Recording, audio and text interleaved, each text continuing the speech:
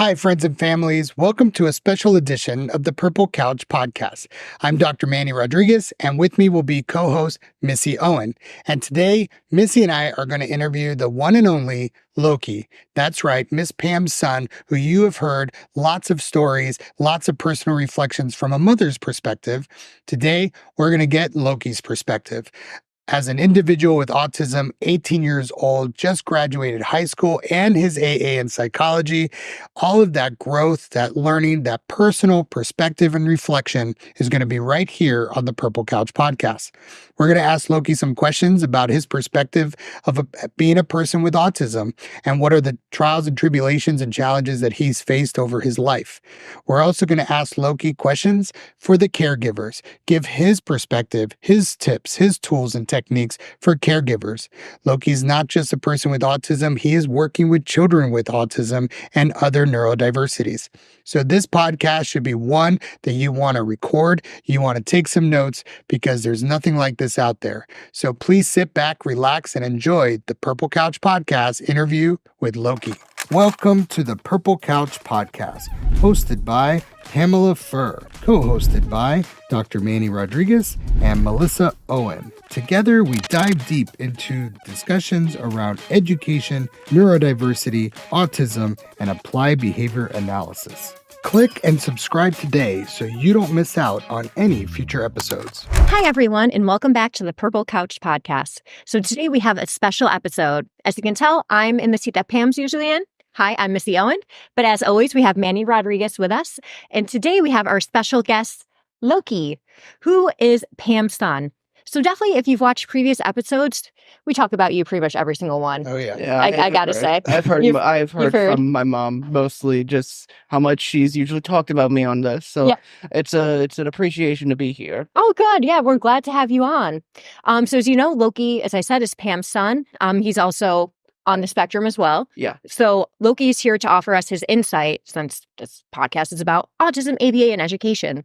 Yeah. So yeah, Loki, just want to tell us a bit about yourself. Oh, okay. Hello, I'm Loki DePresto, born 2005. That means I'm 18 years old. I'm relatively chill as a person, even if I have ADHD. I don't think it affects me that much, but I'll get into other reasons why it affects me. I recently just got done with getting my psychology's degree. Congrats, man. Yeah, That's awesome, man. thank you. And I'll be walking the hall and next weekend. Yeah, next weekend. That's exciting. Yeah. Yeah, it he gets the commencement, he gets the whole thing. It's pretty awesome. Mhm. Oh, congratulations, man. That's exceptional. I would also like to please excuse any stumbling on my words. I don't know how this will look in like the recording, Oh, yeah. you're because fine. I'm just going to be stumbling over a few words before I could actually get the ball rolling with Sure. the conversation topics. Well, no problem, because Mhm. one of the things we try to do here is we're unscripted. It's just a conversation. A lot of times we stumble on our own words, and that's what they like. Our Mhm. audience, they're seemingly enjoying just the fact that we're just here having a conversation. There's no Mhm. script. There's no pre-plan. Sometimes we talk about things that we didn't mean to talk about. Yeah. And then, and we've had some other guests here, like Cody, Mhm. and he talked about all sorts of things that affected him and his life as an individual with autism as well, things that Mhm. we had no idea about, and he just started talking. So that's really what I think a lot of our audience wants to hear. They Mhm. want to understand, because they're going through a lot of it with their children or their foster children or their grandkids, and some of their kids are probably younger. So having the perspective of someone who is 18 and has Mhm. had that life, that's what they want to hear. So yeah, that I think the free flow of the conversation is great. And you already brought it up, so I want to ask a question to Loki. Is Mhm. Mhm. you're 18, you're graduating from high school, you got your AA in psychology, Mhm. and one Yeah. of the things Pam reflects on a lot is, as you were growing as a child, the roadblocks and the stumbling blocks of Mhm. the education system, of what the schools and the teachers all said. So we've gotten her perspective, a lot of that reality Mhm. of the struggles of that. But could you share with our audience, what has been your struggles with school and education? Okay, that's usually like a trick in and of itself, like of that question, because I don't really have anything to compare to. Most of my stuff Valid has point. been online using Liberty. I've also had in my early years, I was going to public school before Puzzlebox was even made, or I think sorry, or Legacy. Yeah.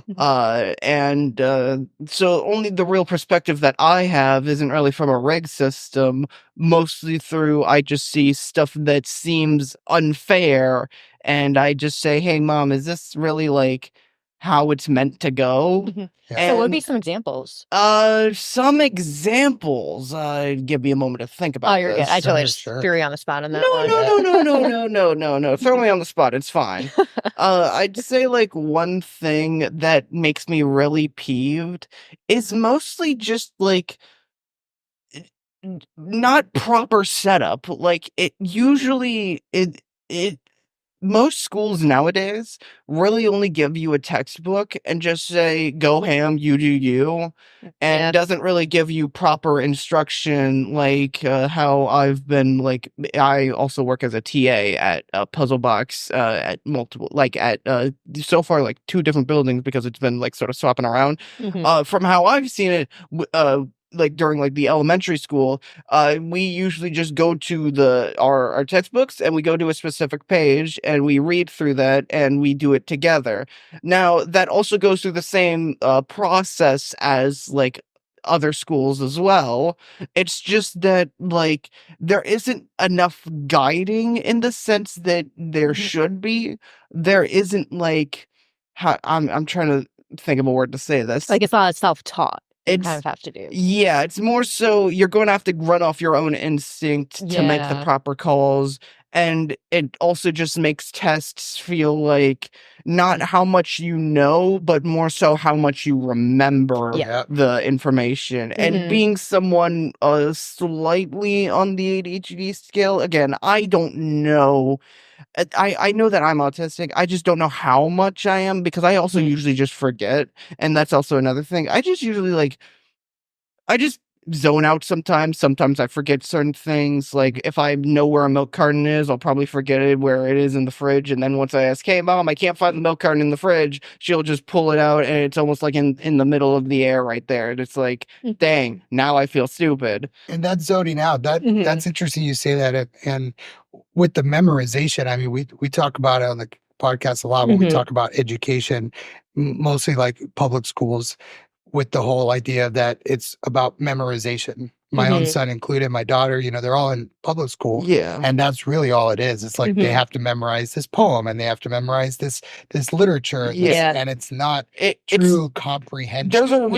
reason why during like social media there was this one meme that was literally the punchline is just the kid saying the mitochondria is the powerhouse of the Yes. cell. Yes. And it's just and it was like it's just an example of how bad the school system is Mhm. because like sure the mitochondria is the powerhouse of the cell, but how is that going to help in a work environment? Exactly. What does that even mean? Like what are you going to write down on your taxes? Yeah. Like So one of the things you keyed in on, okay, so you talked about your journey in high school. You were a graduate of our Legacy High School mhm. and Liberty University, where you got your AA in psychology, and you went through the whole public school, private school. You've gone through that, and you've done it. You've graduated, and a lot of families with their children, young, middle school, high school, they seem to struggle, right? And they Yes. see their kids struggle.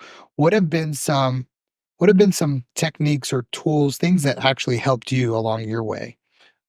Literally, just it's more so it's nothing really the parents can do. The parents just need to give the student or their sons like patience, and they need to figure out their own strategy. But for myself personally, I just simply kept notes down and I kept a consistent, not timed schedule, but rather just simply I need to get these assignments done in this week and I need to tackle them however I want. I just need to get them tackled now because Gotcha. that's also how Liberty also handled it. It's their due dates were always on Monday at 11:59 a.m.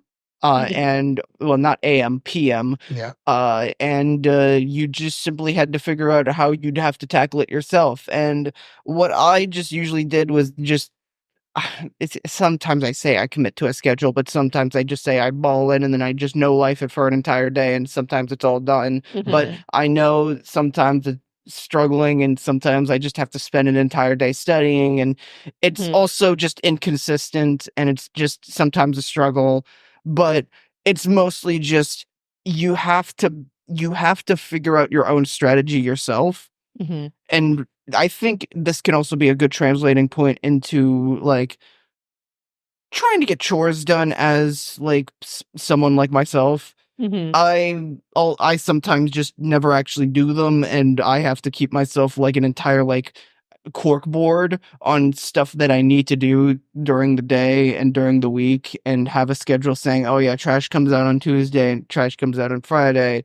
And if I don't have that, then there's a high chance that I'll usually just forget, or heck, even just like not do it at all because I'm usually just distracted by my video games, which I can understand. My mom does have a point. My video games can be a distraction at times, but I don't think okay. That'll be probably later in the session. No, But it's fine. Jump into it now. I don't think taking away someone's like stimuli is a good way of punishing them, because it doesn't give them the time to think about how to adapt from the situation, and instead try to come with like whenever I get into a situation myself with my mom and I mess up, I just I try to think, okay, I messed up.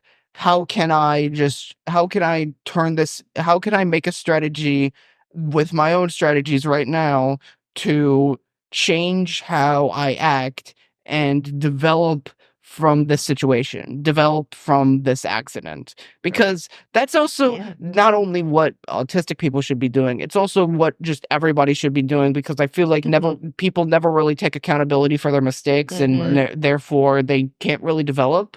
Yeah. Right. I think there's a lesson from parents there too. I mean, if you think about, because you're doing now as a TA, you're working with these children, right? These kids. Yes. But like with parents, we talk about it at times too, like showing empathy, being compassionate, giving patience, so let the child learn. Yeah. Because sometimes we try to enforce these rules, or we try to enforce these It's strategies. like you did wrong. You will be mad right now and feel bad right now. We need a consequence. It needs to be immediate. It needs to be now.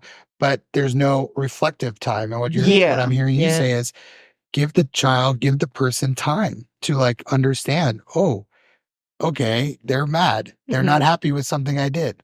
What can I do different about it? Versus it happening always after the fact. I also do want to say, even though I said taking away stuff is also a bad stimuli, if they keep doing it, then it would become an issue where you need to enforce that. And sure. Yeah. It's like the first time or so, go with self-reflection mode, and I was like, okay, that clearly doesn't work. We gotta do something more. Yeah.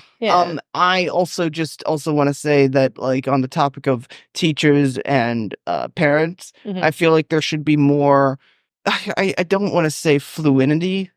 Like fluence. There should be more fluency. There should be more fluency with how the teachers say the kid has done something bad or did a bad behavior, and the parent should like enforce something to change that behavior. Because I feel like also sometimes kids just do bad behaviors, and sometimes the parents go, all right, yeah, you messed up, which is chill of them. I can understand, like, they still love their kids, but you need to figure out how to just change the way your kid acts. That way they don't get reported for that behavior again. Right. Yeah. And I know in Puzzle Box, like we do a lot of accommodations. We do a lot of behavior programs in our schools. You're seeing it now as a TA, right? With the elementary school and also with our early learners. And it's always different. And we talk about individuality. Mhm. Each kid is different. How they learn is different. Even at Legacy, we have a group of high schoolers. You were one of them. And every Mhm. kid is different. Every student is different. The way they learn, the way they process information.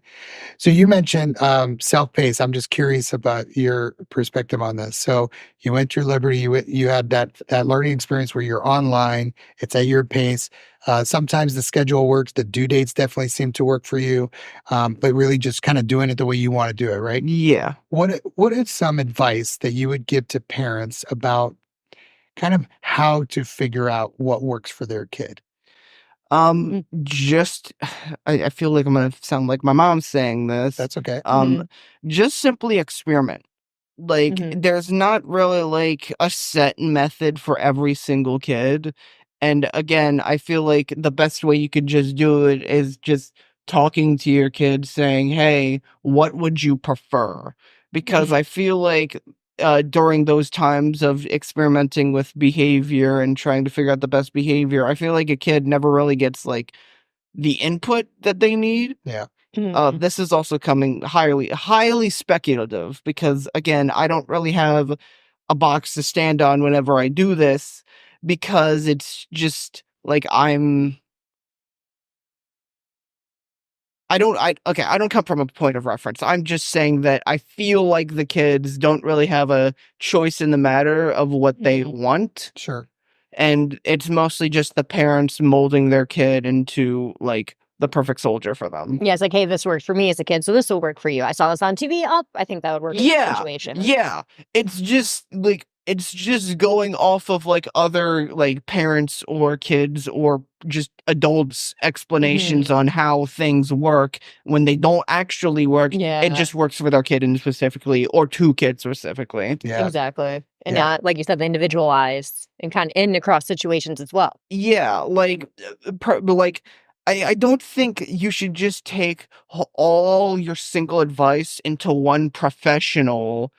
Even though that's also what therapists do, but that's I'm talking about an entirely separate thing, That's a I'm gonna little be bit honest. different. Yeah, it's a little bit different. I Yeah. love therapists around the world, they're Mhm. awesome. I just also wanna say that I'm talking about the people on Twitter or TikTok. Yeah. I'm talking about those people who are professionals. Right. Yeah. I like the professionals. But yeah, Yeah. it's like saying like, "Oh yeah, no, if you light a lemon on fire, you can get rid of all your bugs." And parents do that and then they just like wait and say, "Oh yeah, wait, there are no bugs. Wow, that person was right." And then they keep watching the content, but then they never realize that there were no bugs in their house in the first place. Yeah. Right. That's basically a weird symbolism for what I'm Mhm. trying to say here is that if your kid does something because of a behavior that was implemented because of a professional, quote unquote professional for people on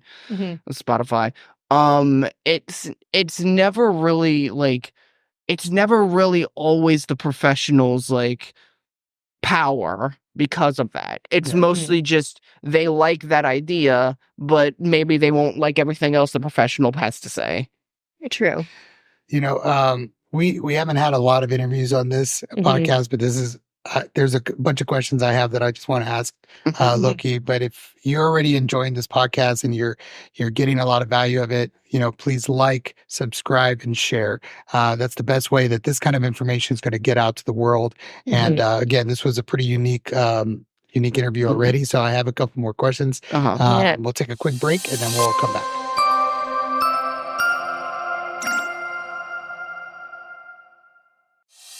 All right, so we're back and we're going to just have a couple more questions for Loki. Yeah. And for me, one of the things that we were talking about when we were on our way here to the Purple Couch, we talked about, what are some things you want to talk about? And one of the things you shared with me was just your perspective of being somebody with autism as kind of like things you've reflected on, things that you would love to share with people.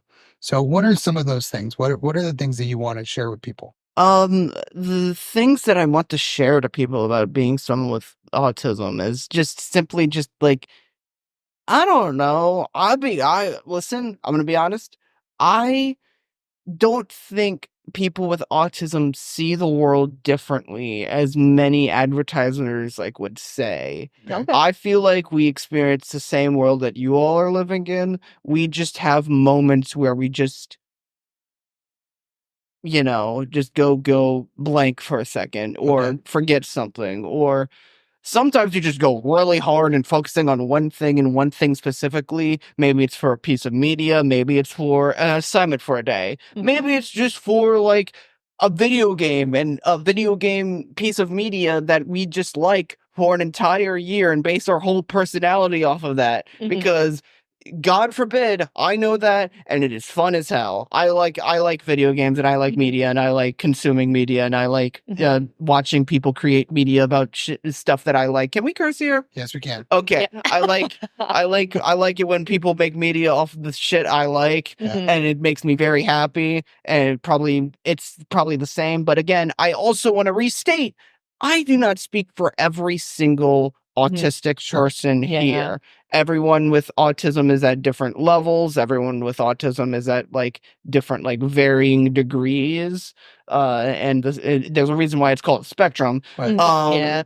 And I just think for me specifically, I have these POVs. If you talk to someone else with autism, they might fucking hate me, okay? I probably am massacring their words like a lot, and for anyone that has autism that are actually like listening to this, I'm sorry if I get any of your words wrong. I'm just simply stating my part. And if you have autism, keep being who you are. You're not really like you shouldn't be hated for who you are. And I think genuinely you're on the same level as everybody else. Don't let other people tell you otherwise. I love that. And I want to ask you to Hmm. now talk to the parents. So that was a good, like, talking to somebody with autism or any neurodiversity, whatsoever. But so now speak to a parent that's with a child. They're looking for answers. They're struggling. Those are the people we talk to most.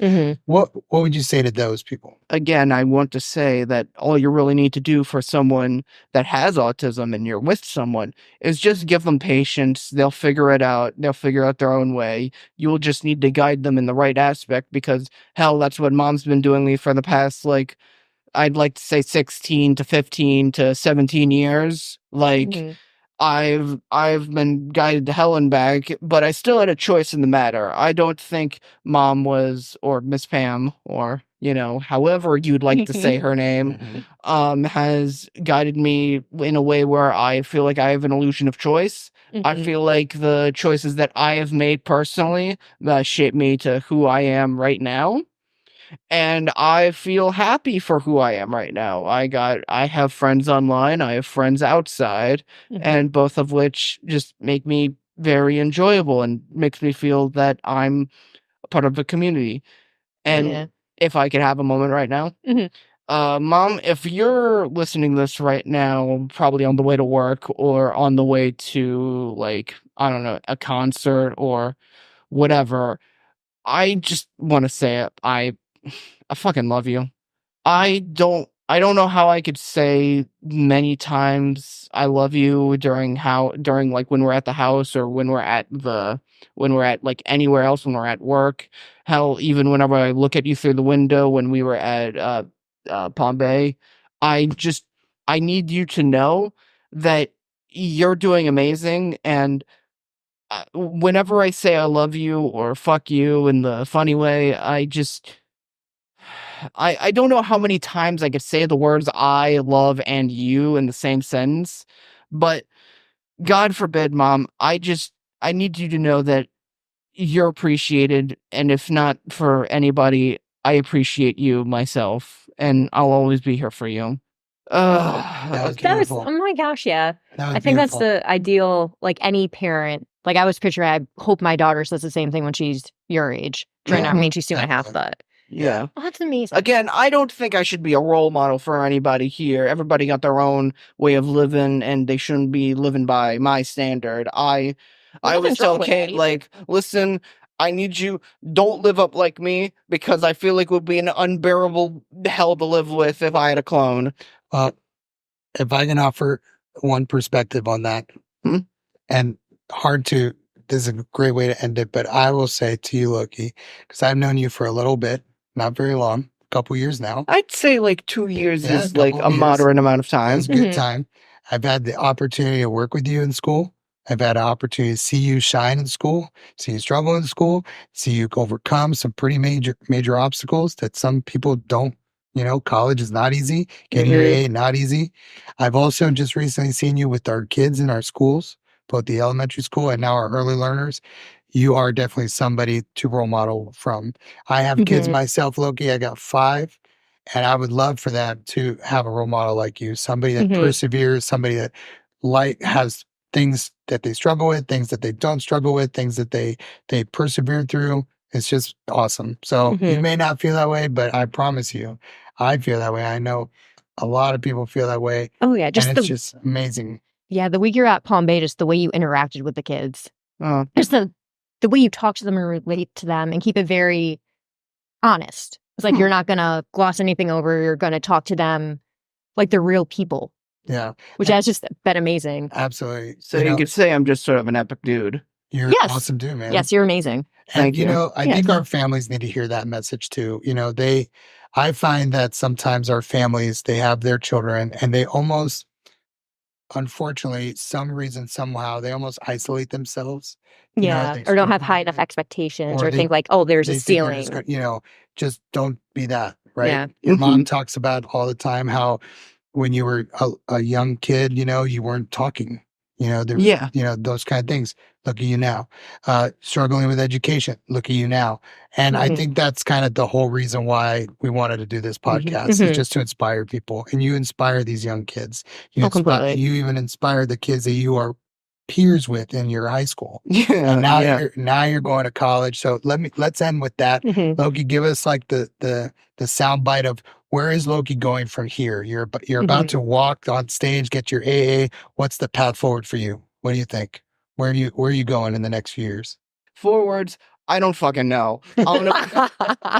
That's okay. I'm gonna That's be where I was honest, rolling. like I just I'm stepping in the area where I feel like I'm in the most comfortable right now. And right now, in the present moment, I feel like I'm good here. Right now, if I want to move up or like continue my education, or if I want to like fucking, I don't know, be a Twitch streamer, if I want to be hell, I'll even be a fucking influencer if my mind says, you know what? I feel like being an influencer for a year. I'm just Mhm. gonna do that. Why the fuck not? Good for you. Oh, got Yeah. it. And also, I just want to say it'd be corny as fuck if my Discord friend somehow found out I was on this podcast. I'm probably just gonna walk over to Manny, just say, "Hey, Manny, can we delete that?" I'm like, Take off all traces on the internet. I'll tell you what though, if you're gonna be an influencer, it's a great way to start. You got Mhm. your first interview on a podcast, you're on your way. Exactly. What a great way to start. I said that usually as a joke, but you know I what? don't see why Maybe, you couldn't. Why not? Exactly. Why not? But you know what I love about your answer? It's raw, it's authentic, and you know what? You're 18 years old. Your Mhm. path forward, the sky's the limit. So you pave the Literally. way of where you want to go in life. Nothing can stop you, right? But there's no rush either. Mhm. I yeah, think sometimes we Yeah. rush our future. Oh, yeah, it's like you have to graduate, then go to college. You need to get a job. You got to do Yes. this, got to do this. Start Yes. paying off student loans in 6 that's months. yeah, that's what like most media says because Mhm. like sorry, is it okay? Oh, yeah, no, go for it. All right. In most media, it's usually like you feel like you gotta rush through your entire life Mhm. because like you gotta always be constantly working, or else you're gonna feel like a miserable pile of shit. And Yeah. It's true. It's forced. Oh, it's the mindset. Yeah. yeah, I don't know. Mhm. I just feel like people should just enjoy the moments while they have Mhm. and just enjoy their youth, honestly. Yeah. Yeah. I love it. Doesn't matter if you're autistic, Exactly. doesn't matter if you're not, like just have moments where you feel like you're having fun with your friends. Just Yeah. even if you feel like you're going through hell right now, y- God, yeah, it's just your friends are there. Never forget, people are always going to be with you all the damn time. Even if they fuck up, that's only a part of their genuineness through trying to help you. Yeah. I love it. Well, I say that's a Same. great way for us to end the show. Loki, thank you for your time. Thanks for being on the Purple Couch Yeah, it's been podcast. fun. Hope you enjoyed it. I hope you enjoyed it, friends and families. Again, Can I say it? go ahead. All right. Make sure to like, subscribe, and possibly if this goes on YouTube, comment. It would be kind of funny. And I just want to say thank you for being with us on the Pam's Purple Couch podcast without Pam. And here, Manny, can you say the last words? I don't know if That's there's it. anything else. Really? Thank you very much. We look forward to seeing you on the next episode of the Purple Couch podcast. Bye-bye. Bye.